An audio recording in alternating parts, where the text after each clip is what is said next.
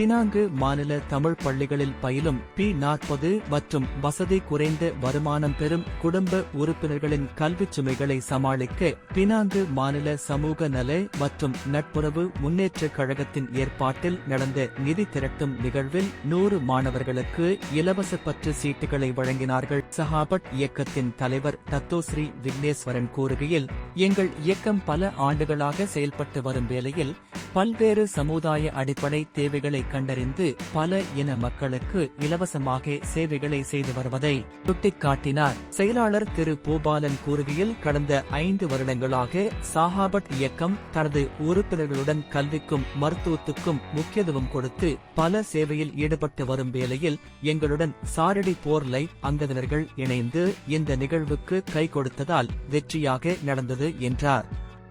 Penang பிறை சட்டமன்ற பிரதிநிதி, மாச்சாம்போப்பு சட்டமன்ற பிரதிநிதி, நன்கொடை நெஞ்சர்கள், பிரமுகர்கள், பல பொது இயக்கங்களின் தலைவர்கள் நிகழ்ச்சியில் கலந்து உற்சாகம் கொடுத்தனர். முதன்முறையாக அனைத்து அங்கத்தினர்களுக்கு மரியாதை செய்து நினைவு சான்றிதழ் வழங்கி கௌரவிக்கப்பட்டனர்.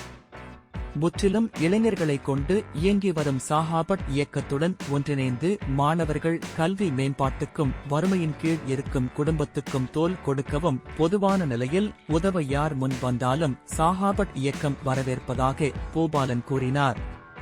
புக்கெட் மெர்தாஜம் கிரேட் சிட்டி உணவகத்தில் அறிவிப்பாளர் குமாரி ஹேமமணியம் மேற்பார்வையில் சுமார் 100க்கும் அதிகமானவர்கள் முன்னிலையில் பாராட்டு கூறிய நிகழ்வாக நடந்தது.